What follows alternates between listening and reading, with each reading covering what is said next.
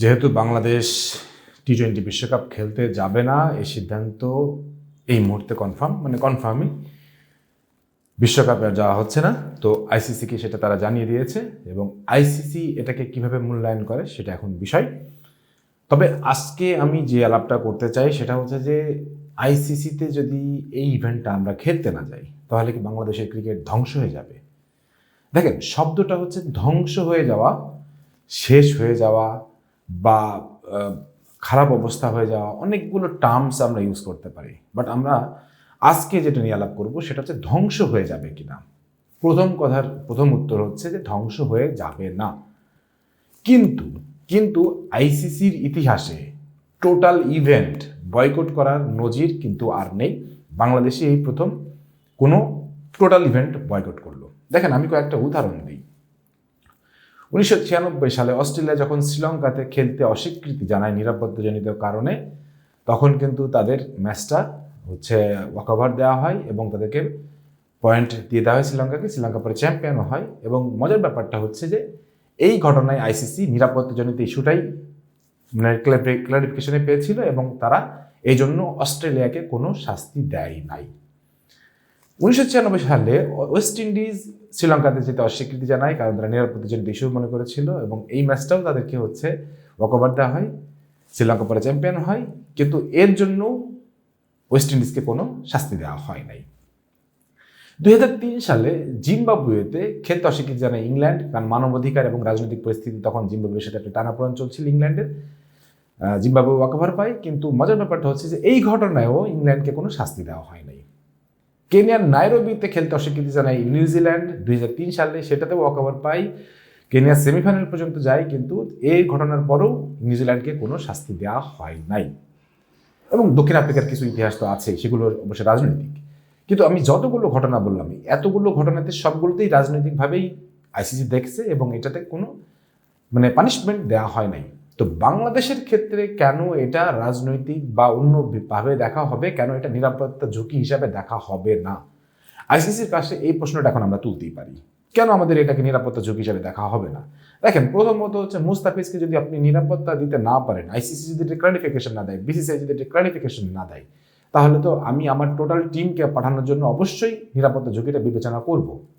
এখন প্রশ্নটা হচ্ছে যে আমাদের একটা ম্যাচ বয়কট করার সুযোগ নেই, কারণ আমাদের সবগুলো ম্যাচই পড়ে গেছে ইন্ডিয়াতে। আমাদের যদি অন্য ম্যাচগুলো যদি হাইব্রিড মডেলে যদি শ্রীলঙ্কাতে বা পাকিস্তানে পড়তো, তাহলে আমাদের কিন্তু টোটাল সিনারিওটা এভাবে হতো না। সো যেহেতু টোটাল ম্যাচগুলো ইন্ডিয়াতে পড়ে গেছে, এই জন্য আমাদেরকে মনে করা হচ্ছে টোটাল আইসিসি ইভেন্টে বয়কট করছে। এখন আইসিসি ইভেন্ট বয়কট করার জন্য এর আগে কখনো এই ঘটনা ঘটেনি। আইসিসি এইটাকে কিভাবে দেখবে? দেখেন, এখানে কূটনৈতিক ক্রিকেটীয় কূটনৈতিক যে ব্যর্থতা বাংলাদেশের আছে সেটা কিন্তু আপনাকে মানতেই হবে। ক্রিকেটীয় কূটনীতি ব্যর্থতা যদি থেকে থাকে আর বাংলাদেশ যদি এটাতে আইসিসিকে বোঝাতে সক্ষম না হয়, তাহলে আইসিসি থেকে একটা ভালো রকমের ঝুঁকির মধ্যে বাংলাদেশ পড়ে যাবে। কিন্তু এত ঝুঁকির পরও বাংলাদেশের কি আলটিমেটলি ধ্বংস হয়ে যাবে ক্রিকেট? দেখেন, আমি একটা জিনিস বলি, সেটা হচ্ছে যে পূর্ববর্তী ঘটনা যদি বিশ্লেষণ করা যায়, তাহলে নিরাপত্তা ঝুঁকির জন্য যদি কোনো দেশে খেলতে না যায়, সেটা কোনো অজুহাত আইসিসি কঠিনভাবে নেওয়া উচিত না, কারণ এটার ঘটনা এর আগেও ঘটছে। কিন্তু আমাদের সবগুলো ম্যাচ ইন্ডিয়াতে, সো আমাদের ইন্ডিয়াতেই তো আমাদের নিরাপত্তার ঝুঁকি আছে। সো এই জায়গাটাই আইসিসি যদি এটা আমরা বোঝাতে পারি যে আমাদের নিরাপত্তা ঝুঁকি ছিল, নিরাপত্তা ঝুঁকি আছে, এই জন্য আমরা খেলতে যেতে পারতেছি না। সো আইসিসি যেহেতু নিরাপত্তা দেয় না, দেবে হচ্ছে বিসিসিআই বাংলা বা ইন্ডিয়ান রাষ্ট্র। সো রাষ্ট্র যদি সেটাকে ঝুঁকির মধ্যে রেখে দেয়, তাহলে সেক্ষেত্রে আইসিসি তরফ থেকে আমাদের জন্য খুব বেশি বড় ঝুঁকি হওয়া উচিত না, কারণ অন্ততপক্ষে এটা হয়ে যাবে এমনটা যে গরিবের বউ সবার ভাবি হয়ে যাবে। সো আমরা যেহেতু গরিব রাষ্ট্র, সো এই জন্য আমাদেরকে বেশি খড়গ নেমে আসতে পারে এরকম চিন্তা করা। কিন্তু দুঃখজনক বিষয় হচ্ছে যে আমাদের এই যে 20 কোটি জনগণের এই যে একটা টেরিস্টোরিয়াল যে আমাদের একটা মার্কেট বাজার, স্পন্সরশিপের বাজার আছে, আইসিসি কি এইটাকে নষ্ট করতে চাইবে? দেখেন, আমার কাছে কেন জানি মনে হয় আইসিসি অন্তত কোনো ডিসিশন নেওয়ার আগে এইটা চিন্তা করবেই যে এত বড় বাজার আমরা ক্রিকেটে হারাবো কিনা। যেখানে আইসিসি নতুন করে তারা ক্রিকেটের বাজার তৈরি করতে চাচ্ছে, সেখানে আইসিসি বাংলাদেশে এত বড় বাজার হারাতে চাইবে কিনা, এটা একটা ব্যাপার।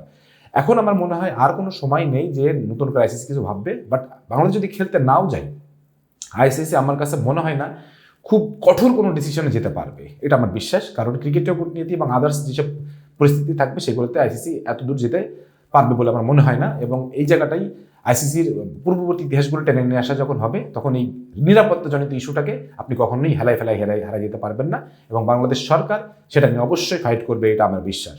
সো এই জায়গা থেকে বলতে পারি যে আইসিসি অবশ্যই ডিসিশন নেওয়ার আগে একটু ভালোভাবে চিন্তা করবে। হয়তো ছোটোখাটো কিছু খড়গ আসতে পারে, বাট বড় কিছু আসার সম্ভাবনা আমার কাছে এই মুহূর্তে মনে হচ্ছে না। আর লাস্টলি যে জিনিসটা বলে শেষ করতে চাই, হ্যাঁ অবশ্যই আমাদের বিশ্বকাপ যাওয়া উচিত ছিল, কিন্তু ইন্ডিয়ান রাষ্ট্র আমাদেরকে সে নিরাপত্তার জিনিসটা ক্লারিফিকেশন করা নাই, আমাদের বাংলাদেশি খেলোয়াড়দের, বাংলাদেশি পর্যটকদের সেই জিনিসটা ক্লারিফিকেশন করা নাই, যার জন্য আমাদের কাছে মনে হচ্ছে নিরাপত্তা যেহেতু ঝুঁকি আছে, সরকার যেহেতু এটাকে মেনে নিয়েছে, সো আমাদেরকে এটা মেনে নিতে হবে।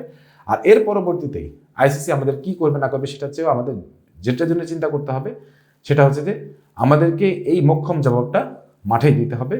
আর আইসিসি যদি আমাদের সাথে বিমাতে সুলভ আচরণ করে, তার জন্য তো আমাদের ইন্টারন্যাশনাল স্পোর্টস যে আদালত, সেখানে যাওয়ার সুযোগ আছে। এবং বাংলাদেশ তো পৃথিবীর বিচ্ছিন্ন কোনো রাষ্ট্র না, বাংলাদেশ নিশ্চয়ই আরও কূটনৈতিকভাবে সচল হবে, ক্রিকেট কূটনীতি বা আদার্স কূটনীতিতে সেগুলো নিয়ে কাজ করবে, এবং বাকিটা দেখা যাক সময়ের অপেক্ষা। তবে একটা জিনিস সত্য, এই ক্রিকেটটা, এই বিশ্বকাপটা খেলতে না পারে বাংলাদেশের জন্য অবশ্যই কষ্টকর, কিন্তু সবার আগে দেশের সম্মানটাই বড়, ক্রিকেট বা আদার্স সব কিছু সম্মানের পরেই আসবে।